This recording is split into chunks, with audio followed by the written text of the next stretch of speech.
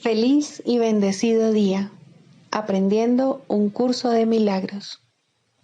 El secreto de la verdadera oración es olvidarte de las cosas que crees necesitar. Pedir algo específico es igual que ver el pecado primero y luego perdonarlo. Del mismo modo, al orar pasas por alto tus necesidades específicas, tal como las ves, y las dejas en manos de Dios. Ahí se convierten en los regalos que le haces, pues le dicen que no antepondrás otros dioses a Él, ni que quieres otro amor que el suyo.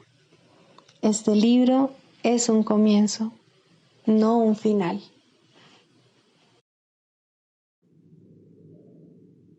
Del prefacio, que postula, párrafo 10.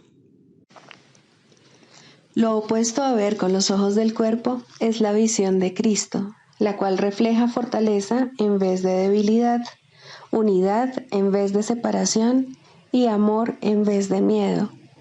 Lo opuesto a oír con los oídos del cuerpo es la comunicación a través de la voz que habla en favor de Dios, el Espíritu Santo, el cual mora en cada uno de nosotros.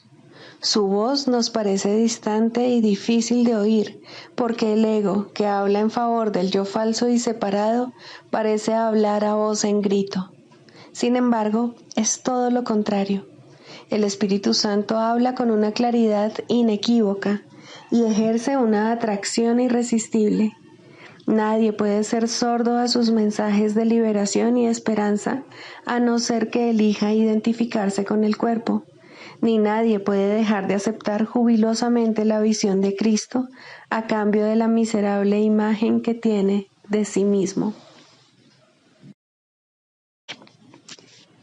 Introducción. Este es un curso de milagros. Es un curso obligatorio.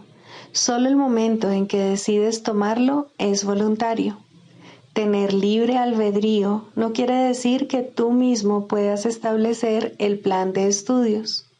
Significa únicamente que puedes elegir lo que quieres aprender en cualquier momento dado.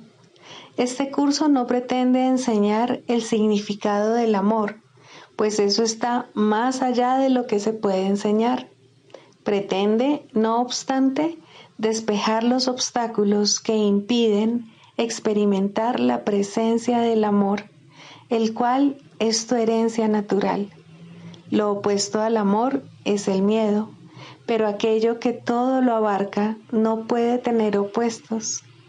Este curso puede, por lo tanto, resumirse muy simplemente de la siguiente manera.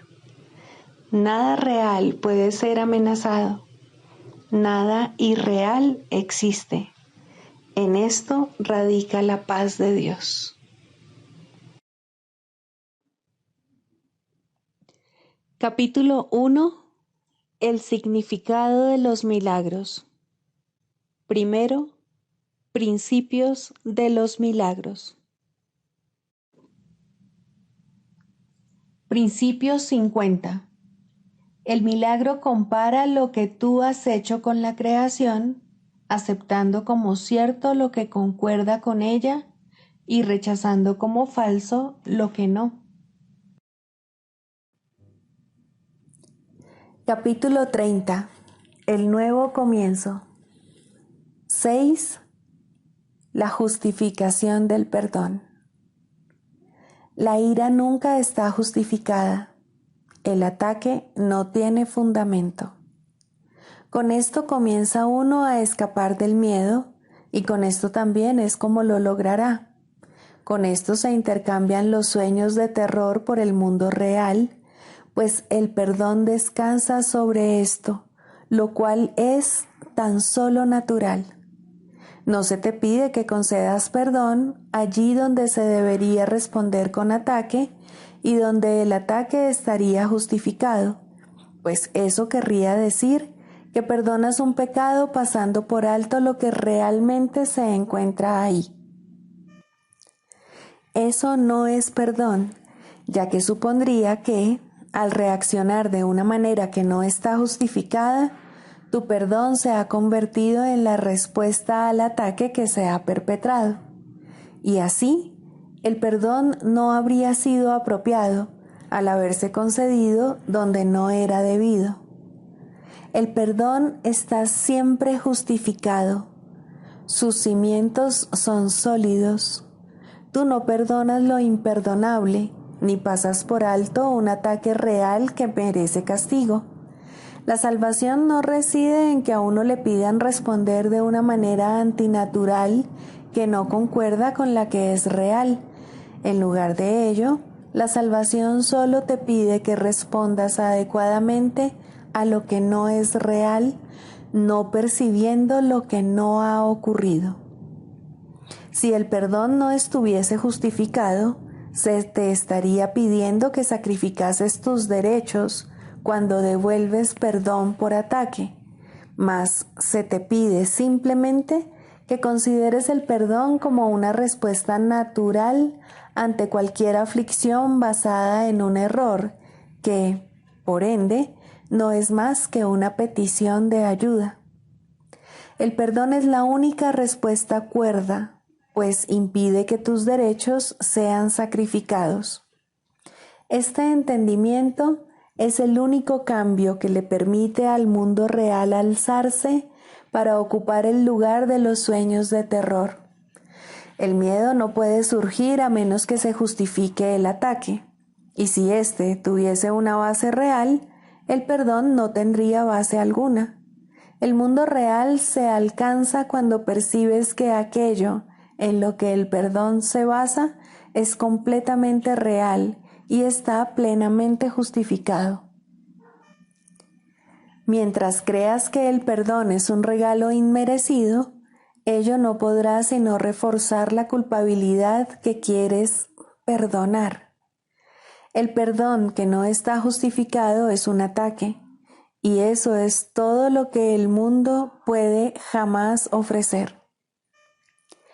Puede que algunas veces perdone a los pecadores, pero sigue siendo consciente de que han pecado, de modo que no se merecen el perdón que se les concede. Este es el falso perdón del que el mundo se vale para mantener viva la sensación de pecado. Y puesto que se considera que Dios es justo, parece imposible que su perdón pueda ser verdadero. De este modo, el temor a Dios es el resultado inevitable de considerar que el perdón es algo inmerecido. Nadie que se considere a sí mismo culpable puede evitar sentir temor de Dios, pero se salva de este dilema si perdona. La mente tiene que considerar al Creador tal como se considera a sí misma. Si puedes darte cuenta de que tu hermano es digno de perdón, es que has aprendido que tú tienes el mismo derecho a ser perdonado que él. Y no pensarás que Dios tiene destinado para ti un juicio temible que tu hermano no se merece. Pues la verdad es que tú no mereces ni más ni menos que él. Todo perdón que se considera merecido sana, pues le otorga al milagro la fuerza para pasar por alto las ilusiones. Así es como aprendes que tú también tienes que haber sido perdonado. No hay ninguna apariencia que no pueda pasarse por alto, pues si la hubiera, sería necesario que primero hubiese algún pecado que estuviese más allá del alcance del perdón. Tendría que haber algún error que fuese más que una simple equivocación, un tipo especial de error que fuese inmutable y eterno y que estuviese más allá de cualquier posibilidad de corrección o escape. Tendría que haber un error capaz de deshacer la creación y de construir un mundo que pudiese reemplazarla y destruir la voluntad de Dios. Solo si esto fuese posible, podría haber algunas apariencias capaces de ser inmunes al milagro y de no ser sanadas por él. No hay prueba más contundente de que lo que deseas es la idolatría que la creencia de que hay algunas clases de enfermedad y de desdicha que el perdón no puede sanar. Esto quiere decir que prefieres conservar algunos ídolos y que todavía no estás completamente listo para abandonarlos todos. Y así, piensas que algunas apariencias son reales y que no son apariencias en absoluto. No te dejes engañar con respecto al significado de la creencia fija, según la cual algunas apariencias son más difíciles de pasar por alto que otras, pues ello siempre significa que crees que el perdón tiene límites, y te habrás fijado una meta en la que el perdón es parcial y en la que puedes liberarte de la culpabilidad solo en parte. ¿Qué otra cosa puede significar esto, sino que el perdón que te concedes a ti mismo, así como a todos los que parecen estar separados de ti, es falso? Tiene que ser verdad que o bien el milagro cura toda clase de enfermedad, o bien no cura en absoluto. Su propósito no puede ser juzgar qué formas son reales y qué apariencias verdaderas. Si se tuviese que excluir una sola apariencia de la curación, habría una ilusión que formaría parte de la verdad, y no podrías escaparte totalmente de la culpabilidad, sino solo en parte. Tienes que perdonar al Hijo de Dios completamente, pues, de lo contrario, conservarás una imagen de ti mismo fragmentada y seguirás temiendo mirar en tu interior y encontrar allí tu liberación de todos los ídolos. La salvación descansa en la fe de que es imposible que haya algunas clases de culpabilidad que tú no puedas perdonar. Por lo tanto, no hay ninguna apariencia que hubiese podido ocupar el lugar de la verdad con respecto al Hijo de Dios. Contempla a tu hermano con el deseo de verlo tal como es, y no excluyas ninguna parte de él de tu deseo de que se cure. Curar es hacer íntegro, y a lo que es íntegro no le pueden faltar partes que se hayan dejado afuera. El perdón consiste en reconocer esto y en alegrarnos de que no haya ninguna forma de enfermedad que el milagro no tenga el poder de curar. El Hijo de Dios es perfecto, ya que de otro modo no podría ser el Hijo de Dios, y no lo podrás conocer mientras creas que no merece liberarse de todas las consecuencias y manifestaciones de la culpabilidad. De la única forma que debes pensar acerca de Él, si quieres conocer la verdad acerca de ti mismo, es así. Te doy las gracias, Padre, por tu perfecto Hijo, pues en su gloria veré la mía propia.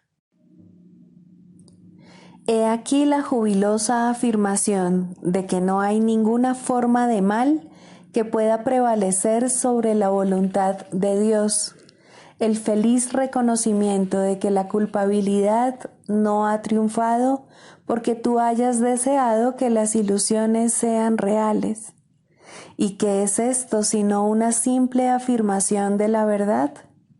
Contempla a tu hermano con esta esperanza en ti y comprenderás que él no pudo haber cometido un error que hubiese podido cambiar la verdad acerca de él. No es difícil pasar por alto errores a los que no se les ha atribuido efectos, mas no perdonarás aquello que consideres que tiene el poder de hacer del Hijo de Dios un ídolo, pues en ese caso Él se habrá convertido para ti en una imagen sepulcral y en un signo de muerte. ¿Podría ser eso tu Salvador? ¿Podría acaso el Padre estar equivocado con respecto a su Hijo? ¿No será más bien que te has engañado a ti mismo con respecto a aquel que se te dio para que lo curases a fin de que tú te pudieras salvar y liberar?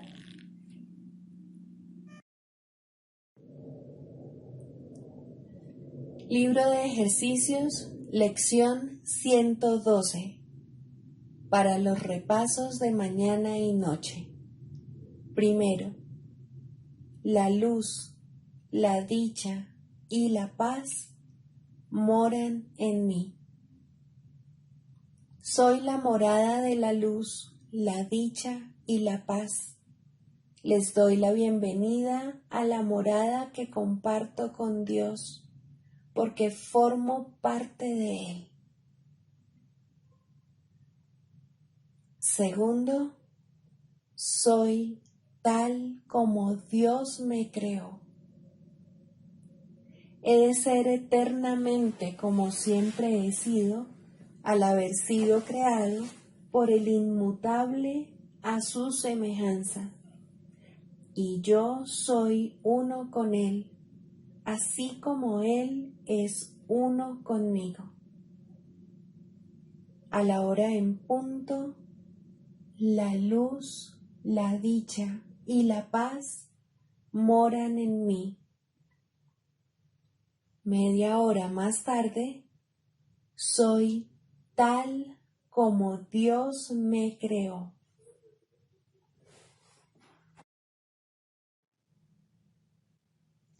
Del Manual para el Maestro, pregunta 4. ¿Cuáles son las características de los maestros de Dios? 2. Honestidad. Todas las demás características de los maestros de Dios se basan en la confianza. Una vez que ésta se ha alcanzado, las otras se suceden naturalmente. Solo los que tienen confianza pueden permitirse ser honestos, pues solo ellos pueden ver el valor de la honestidad. La honestidad no se limita únicamente a lo que dices. El verdadero significado del término es congruencia. Nada de lo que dices está en contradicción con lo que piensas o haces. Ningún pensamiento se opone a otro. Ningún acto contradice tu palabra, ni ninguna palabra está en desacuerdo con otra. Así son los verdaderamente honestos. No están en conflicto consigo mismos a ningún nivel. Por lo tanto, les es imposible estar en conflicto con nada o con nadie. La paz que experimentan los maestros de Dios avanzados se debe en gran medida a su perfecta honestidad. Solo el deseo de engañar da lugar a la pugna. El que es uno consigo mismo no puede ni siquiera concebir el conflicto. El conflicto es el resultado inevitable del autoengaño, y el autoengaño es deshonestidad. Para un maestro de Dios, nada supone un desafío, pues ello implicaría que se abrigan dudas, y la confianza en la que los maestros de Dios descansan con absoluta seguridad hace que les sea imposible dudar. Por lo tanto, solo pueden triunfar. En esto, como en todo, son honestos. Solo pueden triunfar porque nunca hacen su propia voluntad.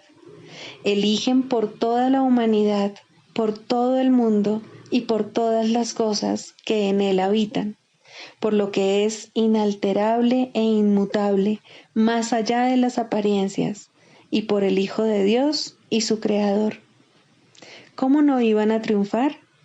Eligen con perfecta honestidad, tan seguros de sí mismos como de su elección.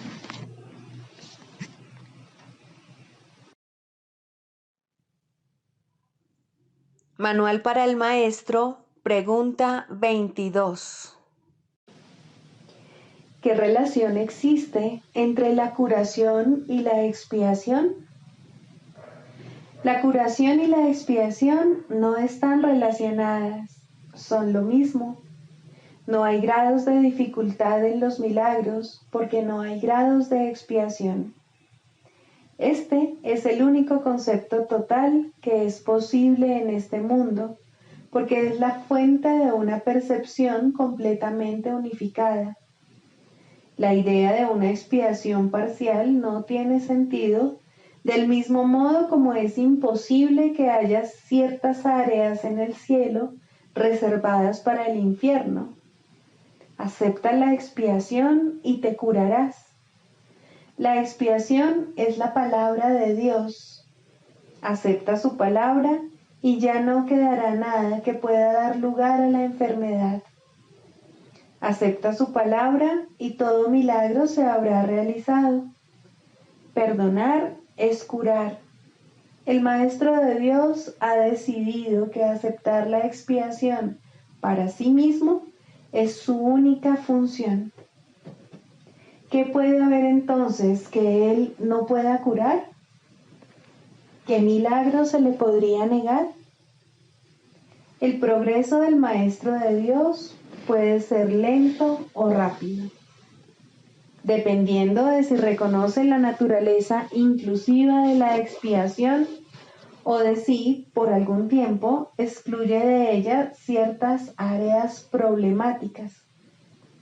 En algunos casos se alcanza una súbita y total conciencia de cuán perfectamente aplicable es la lección de la expiación a todas las situaciones, mas esos casos son relativamente raros. El Maestro de Dios puede haber aceptado la función que Dios le ha encomendado mucho antes de haber comprendido todo lo que esa aceptación le aportaría. Solo el final es seguro. En cualquier momento a lo largo de su camino puede alcanzar el entendimiento necesario de lo que significa la total inclusión. Si el camino le parece largo, que no se desanime. Ya ha decidido qué rumbo quiere tomar. Eso fue lo único que se le pidió, y habiendo cumplido con lo requerido, ¿le negaría a Dios lo demás? Para que el Maestro de Dios progrese, necesita comprender que perdonar es curar. La idea de que el cuerpo puede enfermar es uno de los conceptos fundamentales del sistema de pensamiento del ego. Dicho pensamiento le otorga autonomía al cuerpo, lo separa de la mente y mantiene intacta la idea del ataque. Si el cuerpo pudiese enfermar, la expiación sería imposible. Un cuerpo que pudiese ordenarle a la mente hacer lo que a él le place, podría sencillamente ocupar el lugar de Dios y probar que la salvación es imposible. ¿Qué quedaría entonces que necesitase curación? Pues el cuerpo se habría enseñoreado de la mente. ¿Cómo podría entonces devolvérsele la mente al Espíritu Santo sin destruir el cuerpo? ¿Y quién querría la salvación a este precio? Ciertamente no parece que la enfermedad sea una decisión, ni nadie cree realmente que lo que quiere es estar enfermo. Tal vez pueda aceptar la idea en teoría, pero rara vez la aplica de manera consistente a todas las clases de enfermedad que percibe en sí mismo o en los demás. No es tampoco en este nivel donde el Maestro de Dios invoca el milagro de la curación.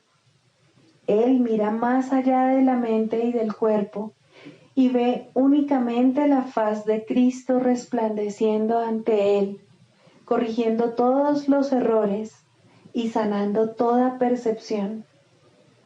La curación es el resultado del reconocimiento por parte del Maestro de Dios de quién es el que necesita ser curado. Este reconocimiento es aplicable solo a algunas cosas. Es verdad con respecto a todas las cosas que Dios creó. En dicho reconocimiento se subsanan todas las ilusiones.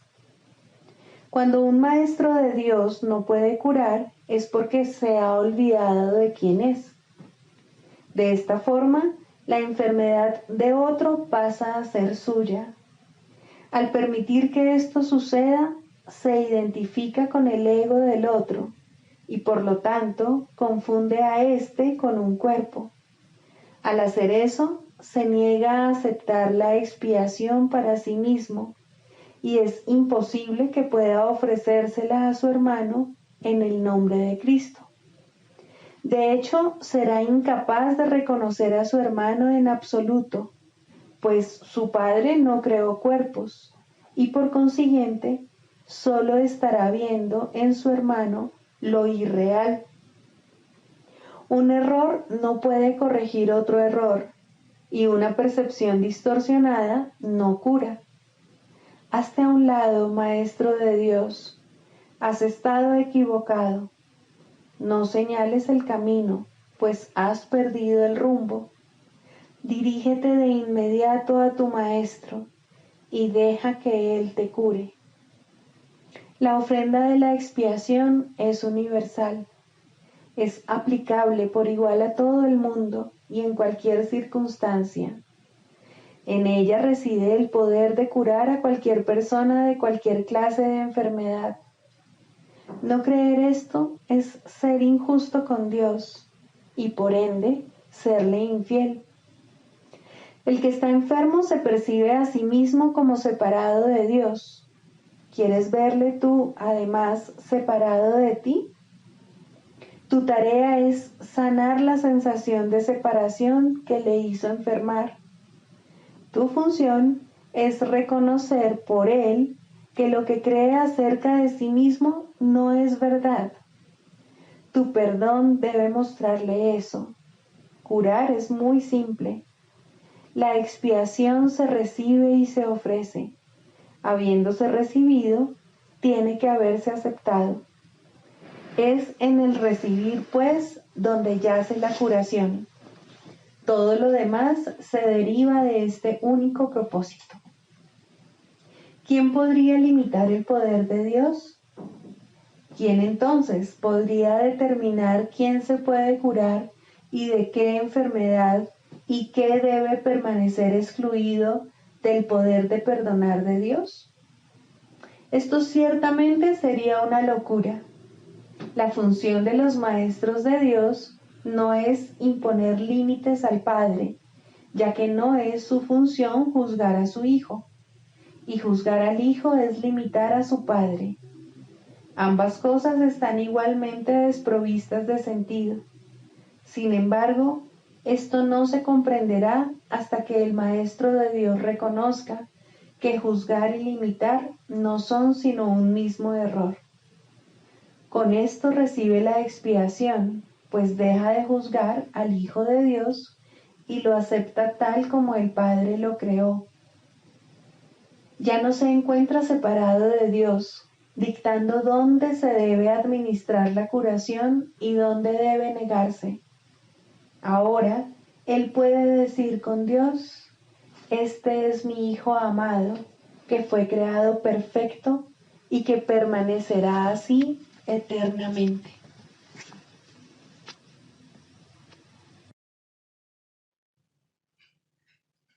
Clarificación de términos.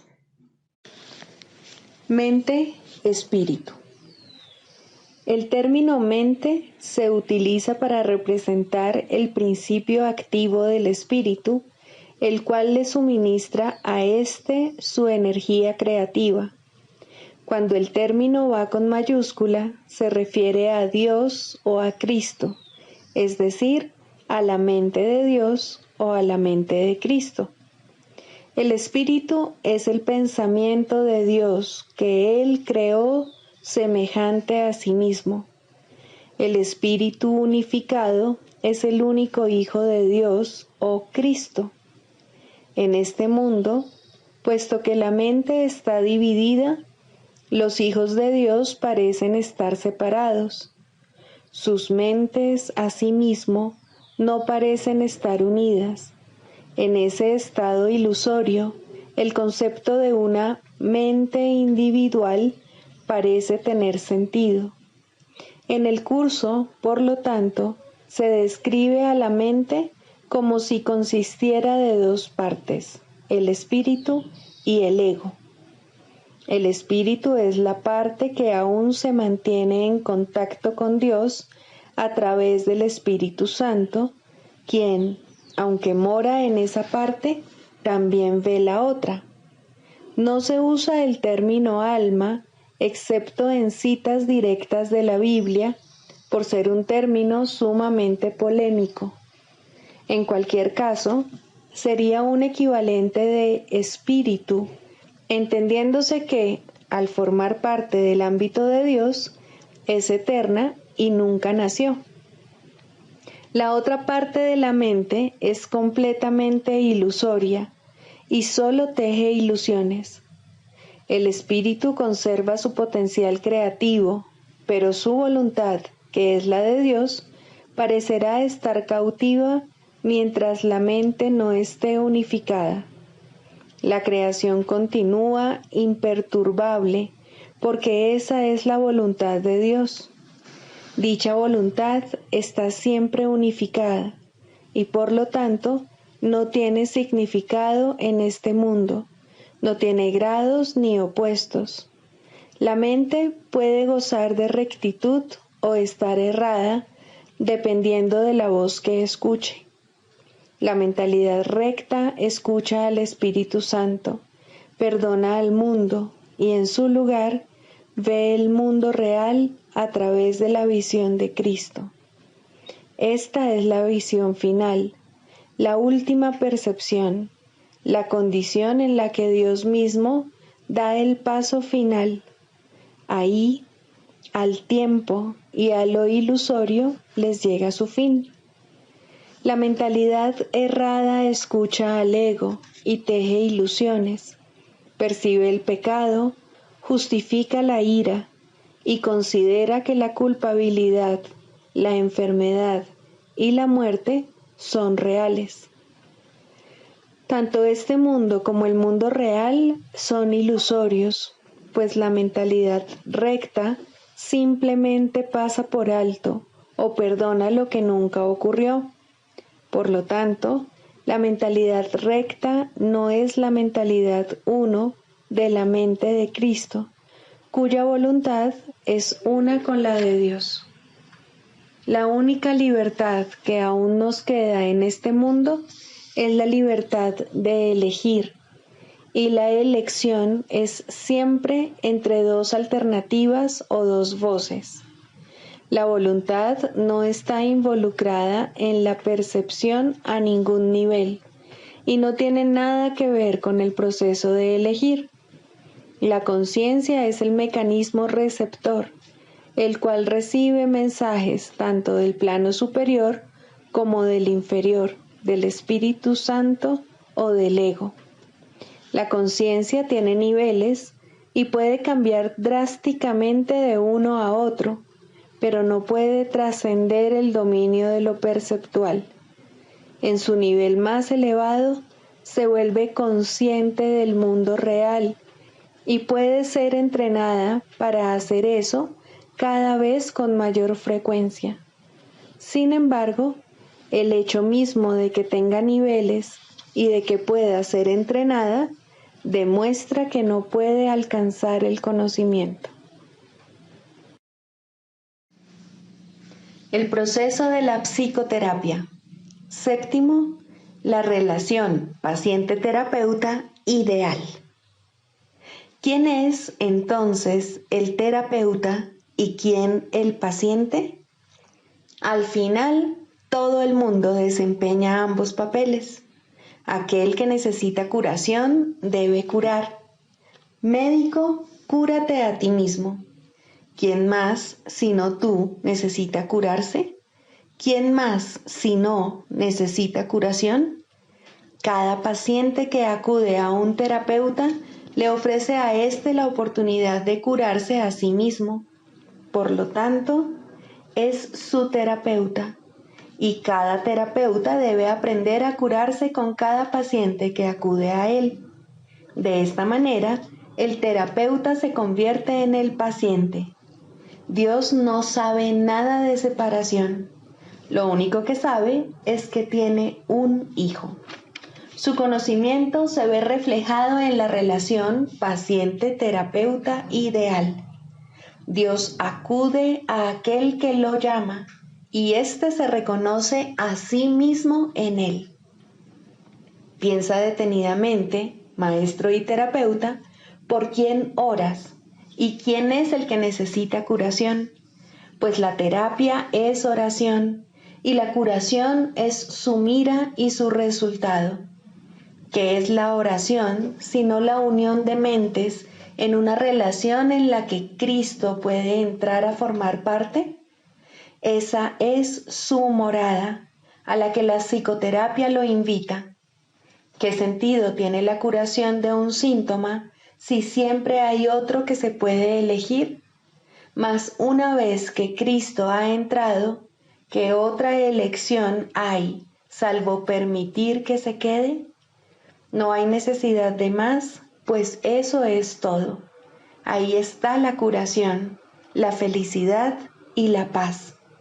Estos son los síntomas de la relación paciente-terapeuta ideal, que reemplazan a aquellos con los que el paciente llegó cuando vino pidiendo ayuda. El proceso que realmente tiene lugar en esa relación es uno en el que el terapeuta le dice de todo corazón a su paciente que todos sus pecados han sido perdonados junto con los propios. ¿Qué diferencia hay entre la curación y el perdón? Solo Cristo perdona, pues conoce su falta total de pecado. Su visión sana la percepción y la enfermedad desaparece, pues una vez que su causa ha sido eliminada, no vuelve a presentarse más. Para que esto tenga lugar, no obstante, se necesita la ayuda de un terapeuta muy avanzado, capaz de unirse al paciente en una relación santa, en la que todo sentido de separación finalmente se supere. Para ello se requiere una cosa y solo una: que el terapeuta no se confunda a sí mismo con Dios en modo alguno. Todo sanador no sanado cae en esta confusión fundamental de una u otra forma al considerarse como su propio creador en lugar de creado por Dios. Rara vez, si acaso, es esta una confusión de la que es consciente, o el sanador no sanado se convertiría instantáneamente en un maestro de Dios y consagraría su vida a la verdadera curación. Antes de llegar a este punto, pensó que estaba a cargo del proceso terapéutico y que, por lo tanto, era responsable de sus resultados. Los errores del paciente se convirtieron así en sus fracasos, y la culpabilidad se convirtió en la cubierta, obscura y fuerte, de lo que debía ser la santidad de Cristo. La culpabilidad es inevitable para aquellos que se valen de su propio juicio al tomar decisiones. La culpabilidad es imposible para aquellos a través de los cuales habla el Espíritu Santo. Eliminar la culpabilidad es el verdadero objetivo de la terapia y el evidente objetivo del perdón.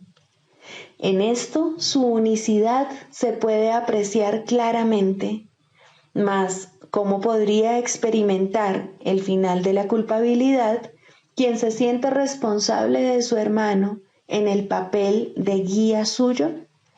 Tal función presupone un conocimiento que nadie aquí puede tener, una certeza del pasado, del presente y del futuro, así como de todos los efectos que en ellos puedan ocurrir.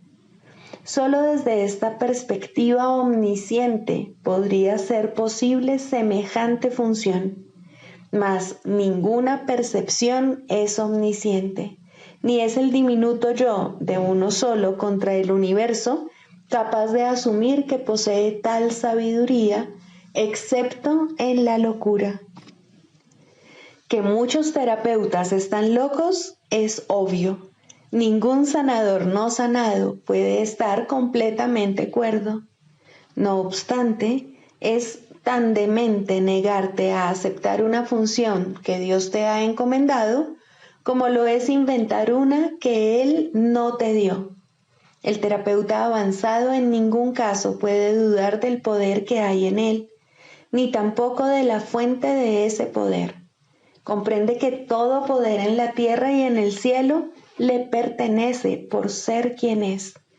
Y él es quien es debido a su creador, cuyo amor reside en él y quien jamás puede fallar. Piensa en lo que esto significa. Los regalos de Dios son suyos para dar. Sus pacientes son los santos de Dios, quienes invocan su santidad para hacerla suya. Y según Él las concede, ellos contemplan la radiante faz de Cristo, que, a su vez, los contempla a ellos. Los dementes, al creer que son Dios, no temen ofrecer debilidad al Hijo de Dios, y por esa razón lo que ven en Él en verdad los atemoriza. El sanador no sanado no puede evitar sentir miedo de sus pacientes y sospechar de su lealtad por la traición que ve en sí mismo. Intenta curar y en ocasiones tal vez lo consiga. Su éxito será limitado y de corta duración. No ve el Cristo en aquel que acude a él. ¿Qué respuesta puede dar aquel que parece un extraño, ajeno a la verdad y pobre en sabiduría, desprovisto del Dios que le debe ser dado? Contempla a tu Dios en él, pues lo que ves será tu respuesta. Piensa en lo que en realidad significa la unión de dos hermanos, y luego olvídate del mundo y de todos sus míseros triunfos, así como de sus sueños de muerte. Todos son uno y lo mismo, y ahora nada puede recordarse del mundo de la culpa. La habitación se transforma en un templo y la calle en un torrente de estrellas que, rozando suavemente, se desliza más allá de todos los sueños enfermizos. La curación se ha dado, pues lo que es perfecto no necesita curación. ¿Y que puede necesitar perdón allí donde no hay pecado? Siéntete agradecido, terapeuta, que puedes contemplar cosas como estas solo con entender tu verdadero papel. Si no lo haces, habrás negado que Dios te creó y por ende no sabrás que eres su hijo. ¿Quién es tu hermano ahora?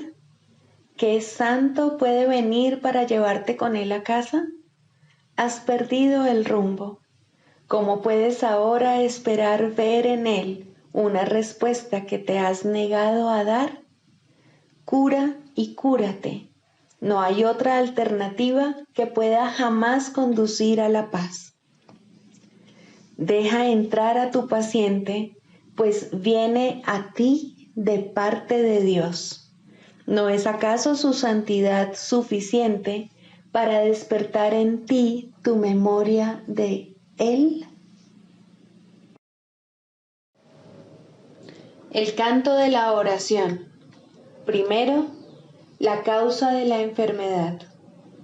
No confundas el efecto con la causa, ni pienses que la enfermedad se encuentra aparte y separada de lo que no puede sino ser su causa.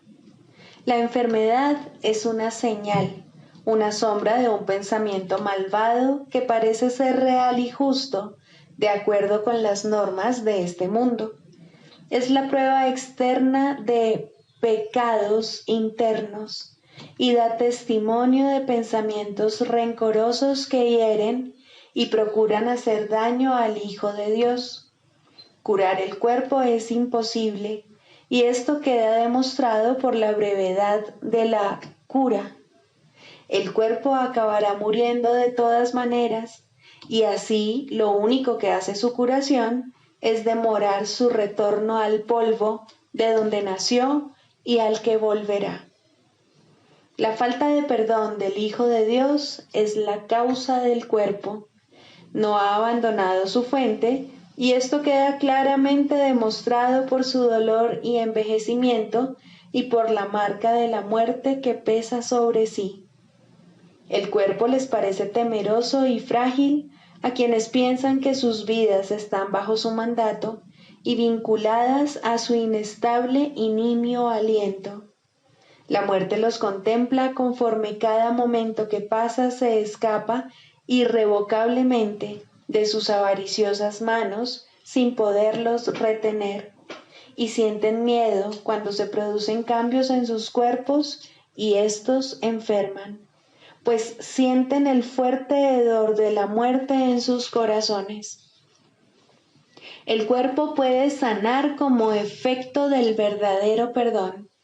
Solo eso puede traer el recuerdo de la inmortalidad, que es el don de la santidad y del amor.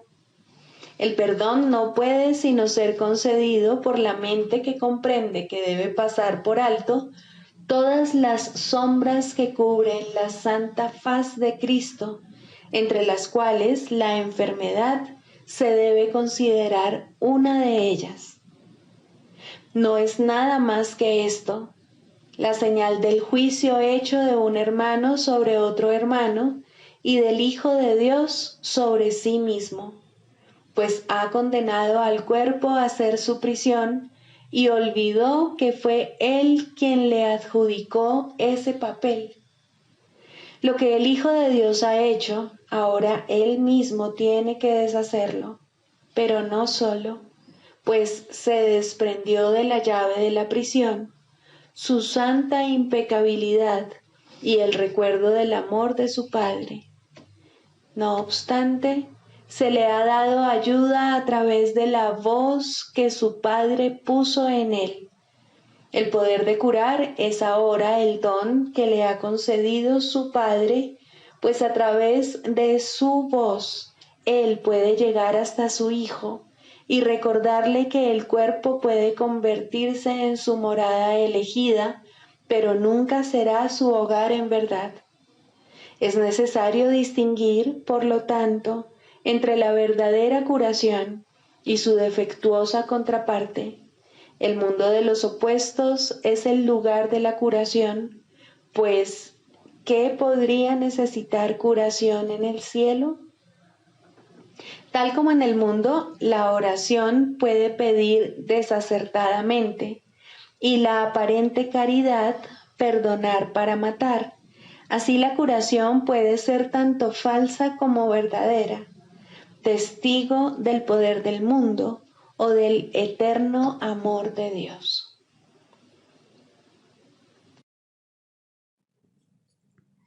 Sigamos a Jesús haciendo del perdón algo tan natural como respirar y algo tan vital como el aire. Amén.